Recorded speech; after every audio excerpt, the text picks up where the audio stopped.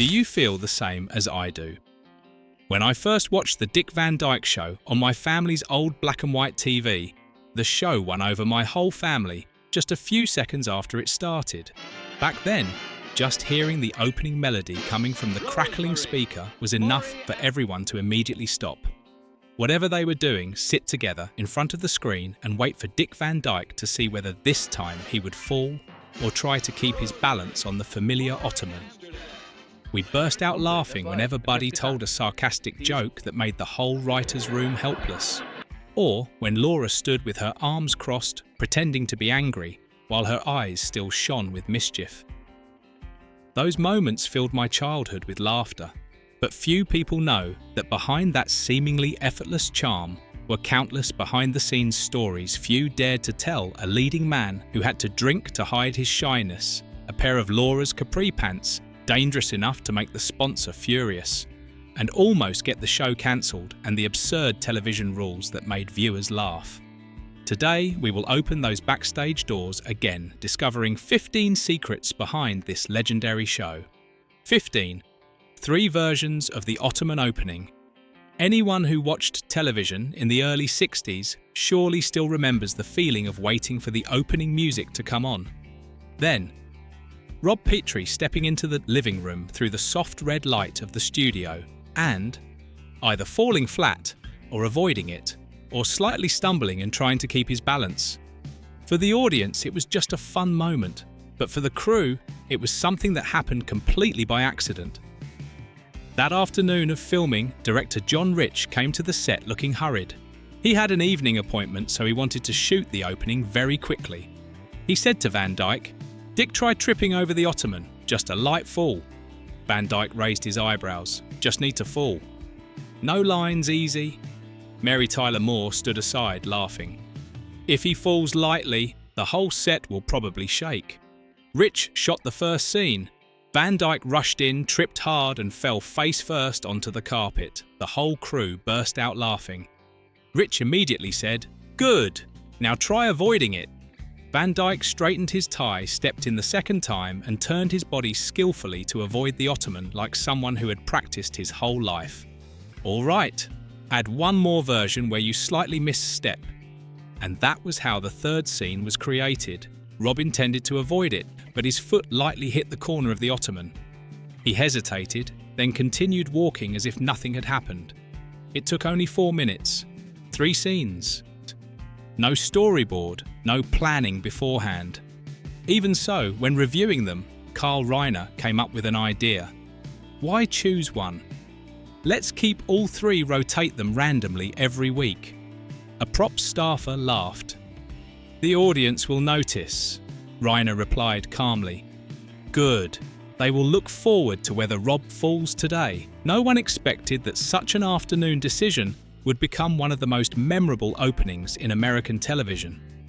Families gathered in front of the TV listening to the music while guessing. This week, fall or avoid just one small piece of furniture, and 1 minute of spontaneity created a shared memory for an entire generation. 14. Dick Van Dyke was addicted to alcohol throughout the show's production. Surely you still remember the image of Rob Petrie, funny charming, just clumsy enough, yet always making your living room brighten up every time he appeared as Dyke.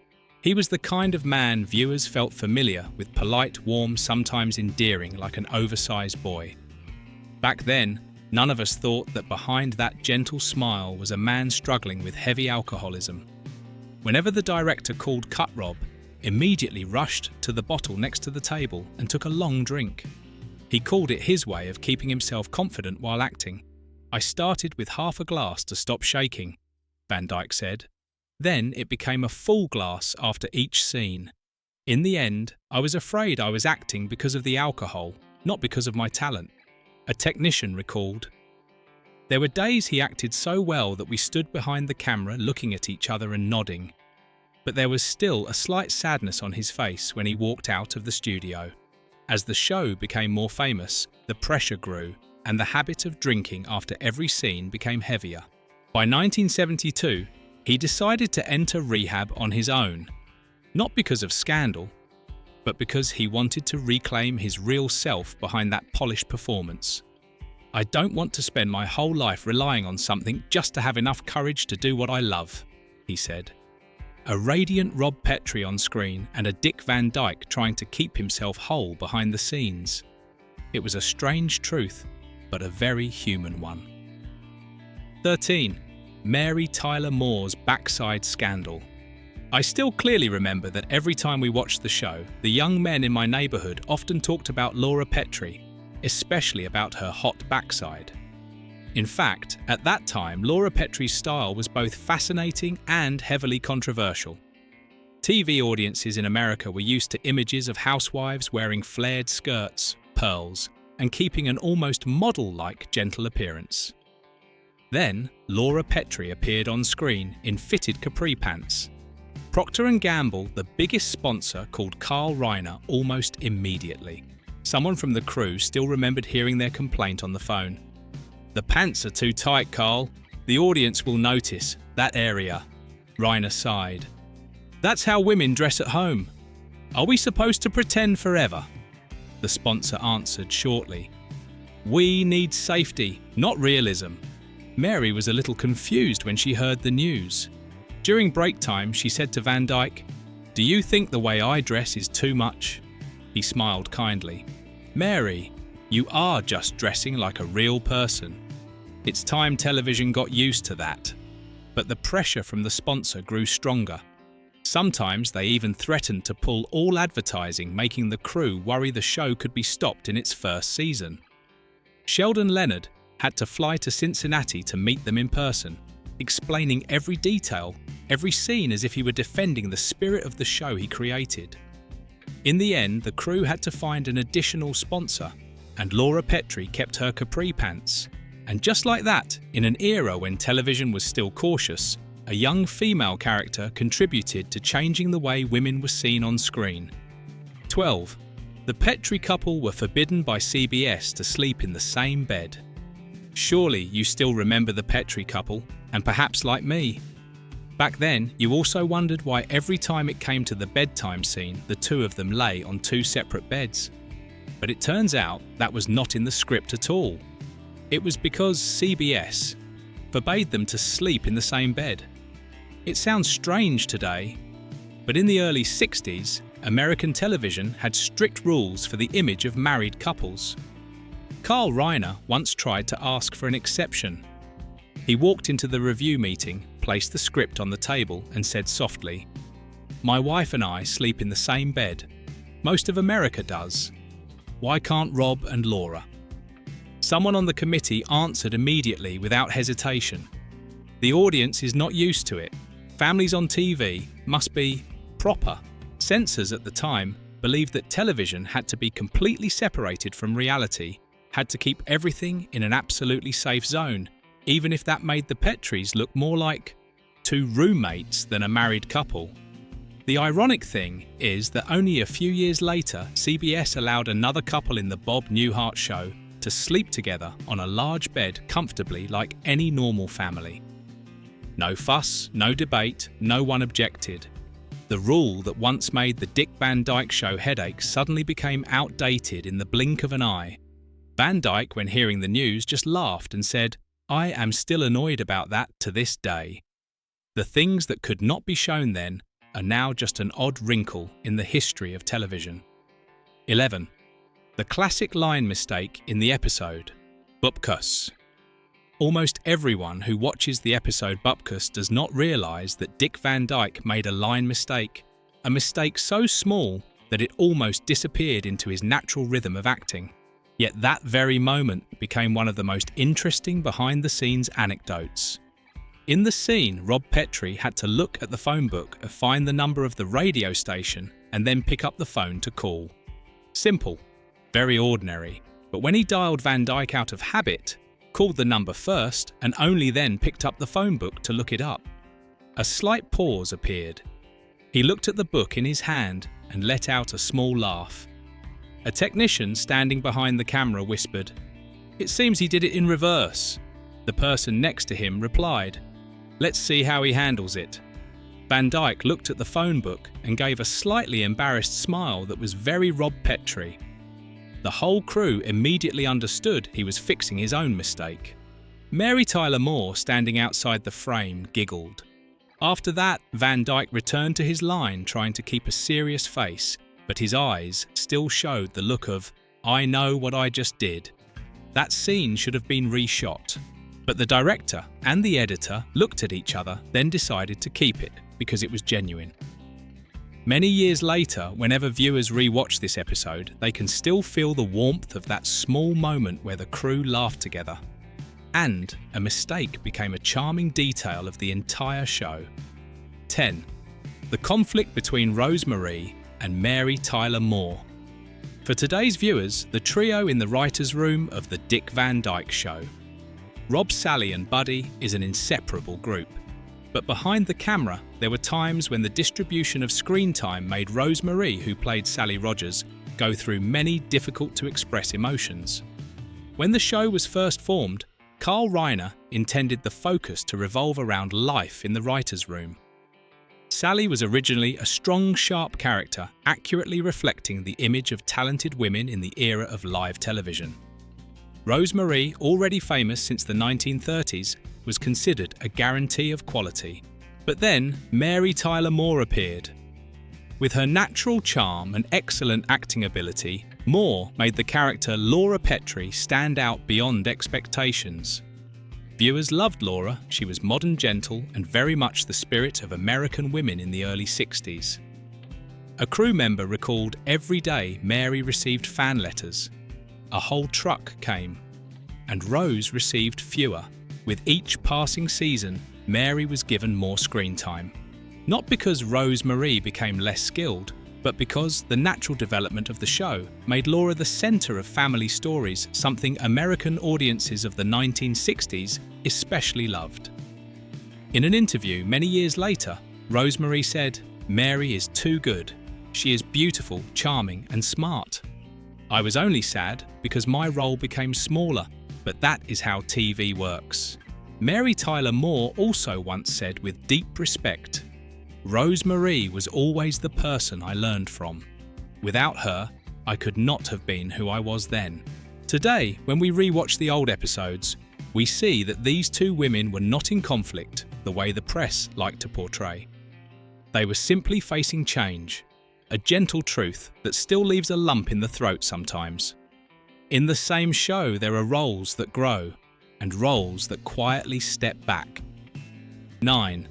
The show was almost cancelled after the first season. It is hard to believe, but in 1961, when the Dick Van Dyke Show had just premiered, it was not successful at all. In many people's memory, the show is a sitcom monument, but the reality was very different. Low ratings, a difficult time slot, and audiences not yet used to real-life comedy focused on dialogue instead of stage gags. CBS was very worried. They were used to physical comedy and predictable laughter like I Love Lucy. But Carl Reiner wrote based on personal experience, family issues, writing room issues, little arguments, everyday moments. Many network executives at the time commented, "It's smart, yes, but not sure the public will understand." When season 1 was about to end, CBS prepared to cancel the contract. In an internal meeting, one manager said bluntly, "If we continue like this, the ratings will be even worse." Reiner stayed silent, and Van Dyke recalled that he was ready to go home and look for a new job. But then, something unexpected happened. Procter & Gamble, the main sponsor, strongly opposed. They believed the show was smart, clean, and suitable for middle-class families, their ideal customers. "If you cancel the show, we may reconsider advertising in your other programs," a P&G representative said. For 60s television, the sponsor's words were as heavy as gold. CBS had to keep the show and move it to a better time slot. That small decision saved the entire program. Season 2 aired and everything changed. The audience began to notice Van Dyke's charm, Mary Tyler Moore's sharpness, and Carl Reiner's life, but delightful storytelling. From a show that almost died, it became one of the most loved sitcoms in history. A crew member recalled, "We only needed a chance for the audience to find us. Luckily, they gave it." 8. The last long-running black and white show in history. In the mid-60s, when America was preparing to enter the vibrant Technicolor era, the Dick Van Dyke Show still held on to the grey tones of the old days. The interesting thing is that this slowness accidentally turned the show into the last long-running black and white sitcom before American television was forced to go colour. In those days, major networks like NBC and ABC had begun experimenting with colour broadcasts, while CBS, where Van Dyke Show was one of the most successful programmes, was cautious. Colour television was expensive, heavy, and early colour cameras were hard to operate. A director from behind the scenes recalled, "You wanted to shoot in colour back then. The whole studio felt like an oven and the cameras were twice as heavy." Meanwhile, Carl Reiner, the show's creator, believed the show should end at its peak instead of dragging on out of obligation. 5 seasons is perfect. All the characters have told their stories, he once said. If there had been a 6th season, the crew would have been forced to switch to colour under CBS's new rules for 1966 to 67. But Reiner did not want to change the show's familiar spirit just because of technical requirements. "We built an entire world with black and white light. Colour would make it a different show." And so the Dick Van Dyke Show ended at the right moment, not stretching a single episode beyond what was necessary. Many decades later, CBS experimented with modern colorization for 2 classic episodes. Loyal fans felt both excited and bittersweet. 7. Accidentally calling Rosemarie by her real name. Ro during a scene. In an era when sitcoms of the 60s were filmed almost entirely live on tape, actors keeping their lines correct was extremely important. But the closeness of the Dick Van Dyke Show cast sometimes created moments so natural that they were hard to cut out. Rosemarie, who played Sally Rogers, was a comedy veteran performing since she was 4 and famous across radio studios and nightclubs. She and Dick Van Dyke quickly became a close comedic duo, often improvising behind the scenes. Van Dyke called her by the affectionate nickname Ro, something only colleagues and longtime friends used. One filming day, right in the middle of a scene in the writer's room, Van Dyke accidentally said, "Hey Ro, check if this punchline works." The whole set froze. Rosemarie burst into laughter. "Who is Ro?" Where is Sally? Director Jay Sandrich slowly walked to the monitor, watching the footage repeatedly. Normally, such a line mistake would be cut immediately, but this time was different. Look at that moment. It looks very natural, like the two are actually working together, not acting. An editor recalled, "We watched it several times and finally decided to keep it." It made the writers' trio look like a real family. At that time, viewers had no idea Sally was called by her real nickname. Only extremely attentive viewers might catch it. But that slip of the tongue gave the series its vitality, the feeling that everything was natural, not forced as if we were watching a real 60s office. Many years later, Van Dyke still told the story with a gentle smile. "We were so close that sometimes we forgot we were filming. And it turned out that made the show better." 6. Johnny Carson almost became Rob Petrie. Today, it is hard to imagine anyone other than Dick Van Dyke playing Rob Petrie. But in 1960, when Carl Reiner and CBS were urgently looking for the lead of their new series, the top name on the candidate list was Johnny Carson, who later became the legend of The Tonight Show. At that time, Carson was not yet the king of late night, but he was already known in the TV world for his quickness and rare improvisational ability. A CBS casting director recalled Carson was smart, charming, and naturally funny. He could absolutely carry the lead role. Carson came to the audition and made the whole room laugh. But that sharpness made Carl Reiner hesitate. He wanted Rob Petrie to be a normal man, a little clumsy, a little gentle, the kind of person viewers would recognize in themselves. Reiner said Johnny is too striking, too much of a star. Rob Petrie should not make viewers think that is Carson. I need someone who makes them say, "That is me." When Dick Van Dyke walked into the audition room, everything changed.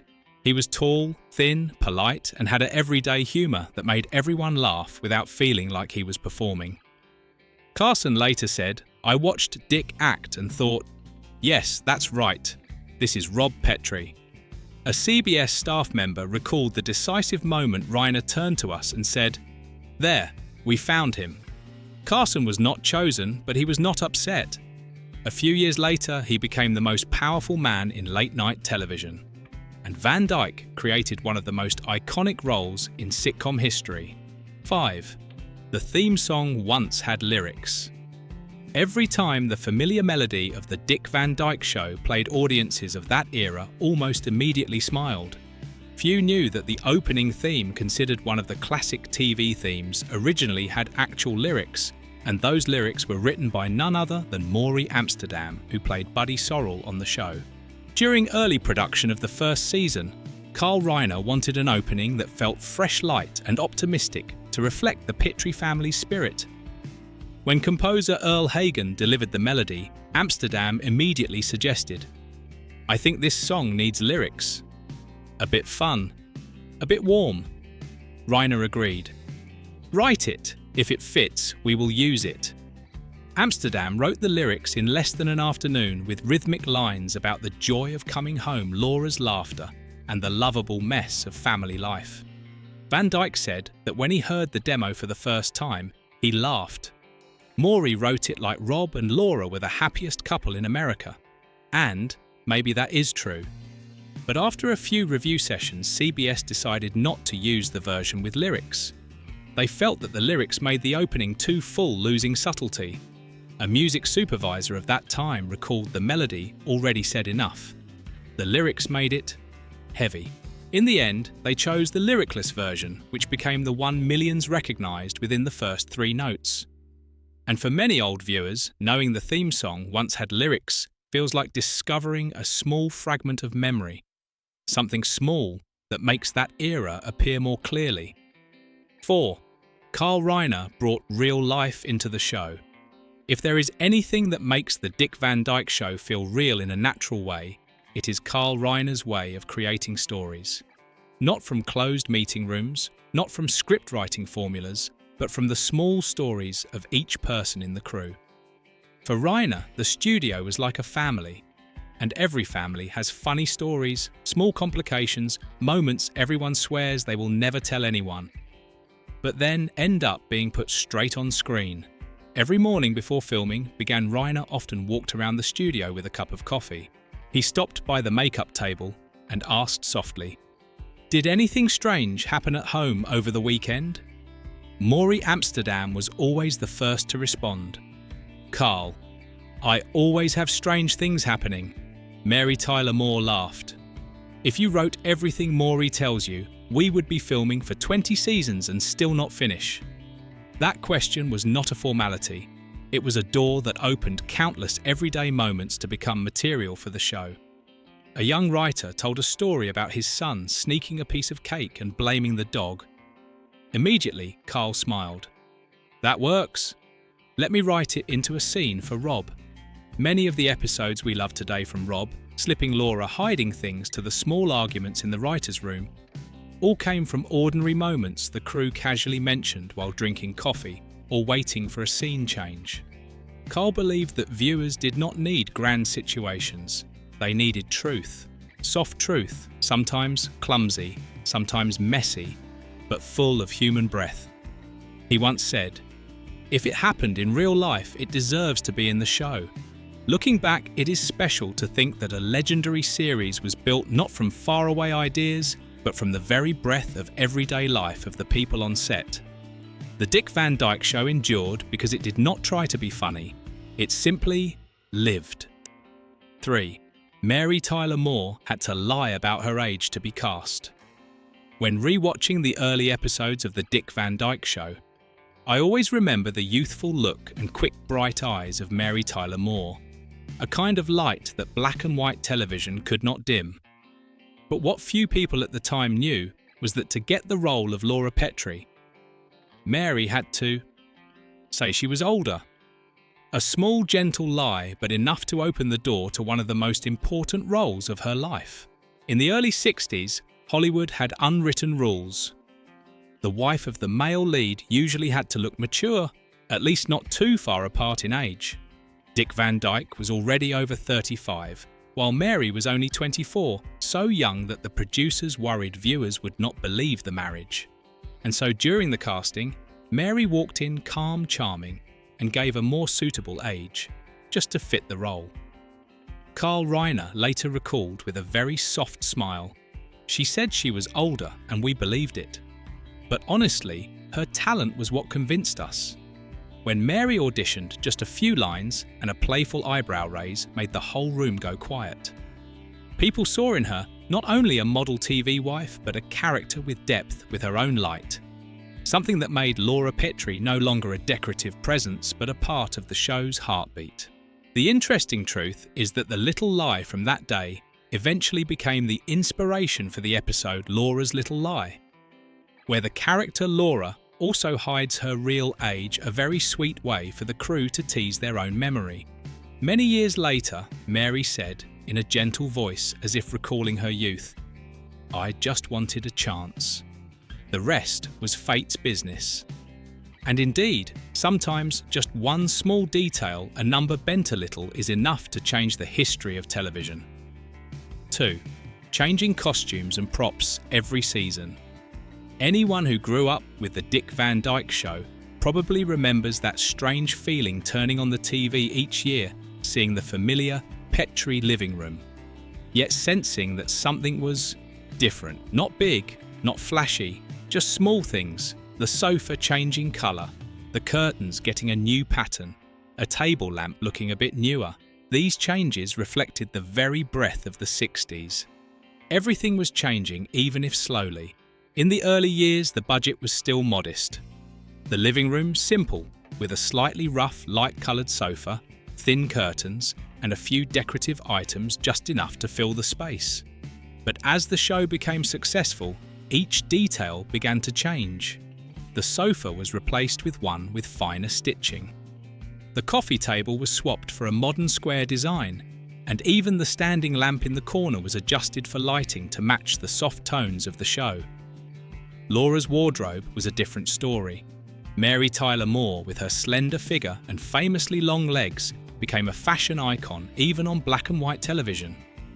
Pleated skirts, fitted sweaters, capri pants, all were updated each season, not to draw attention, but to keep Laura a contemporary woman true to the spirit of 1960s America. Carl Reiner once said, "We wanted viewers to feel that the Petrie family lived for real, not trapped in a frozen moment." And it was true. Just changing a curtain, swapping a chair, or updating a hairstyle made the world of Rob and Laura feel alive, shifting with the rhythm of the entire era.